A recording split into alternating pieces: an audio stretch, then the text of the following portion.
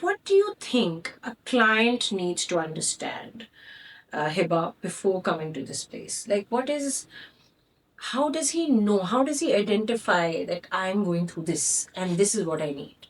Okay.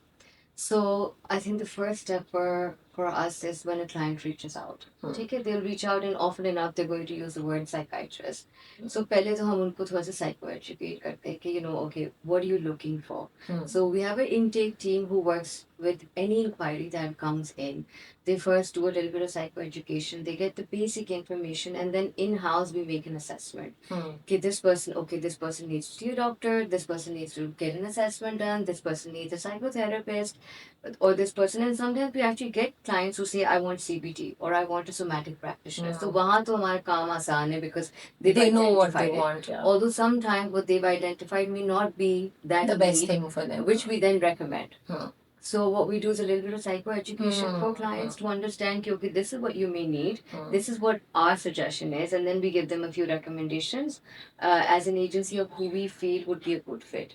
And I think what is beautiful here is that Hiba himself is a practitioner herself. So that just makes it easy because you're not coming from a mindset of a business. You're looking at it, integrating into it, and because you're a practitioner, you're a facilitator, you feel what is needed, you can identify it. So I think that's so important. I think being a person in this space where you are running something like that, and it's like an artist is there but he does not know how to draw. तो आप एक artist की जगह खोल लें और आपको art खुद का कुछ पता ना हो. So it's beautifully very very important to do that.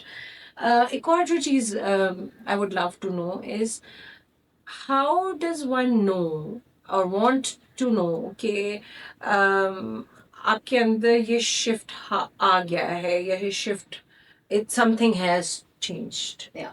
So, like for example, depression, a very very commonly used, very normally understood. हर बंदा को डिप्रेशन हो गया है, चाहे वो प्रोक्रेस्टिनेट कर रहा है, चाहे उसके सर में दर्द हो गई है. It's loosely used term. So if and there's a discomfort even talking about these things. Right. Yeah. So I would like to know how can we bring that shift in this space where you're not loosely using these terms but also understanding them more, and you are also knowing कि आप किसी को help करना चाहते हैं तो आप कैसे कर सकते हैं. Yeah.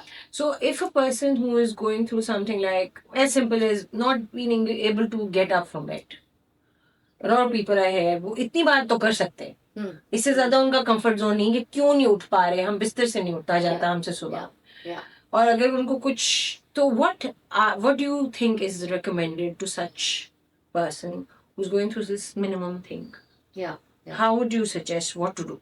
Okay, so if we're talking about in particular friends and family who are witnessing the loved ones suffering, what is the first course of action? So I think सबसे पहली जो चीज़ है, it is to get them professional help, right? So yes, along with being a safe space for them, often enough there's such high emotions. There's a lot of discomfort sometimes talking to family members because you feel like they might not understand, because Or with they mental might, health yes. and depression or anxiety may not be visible, so you look fine. And it's very hard for people to, especially people who are not aware of this particular field and how mental health really plays a big role in somebody's health. It's very very important for loved ones to then refer them to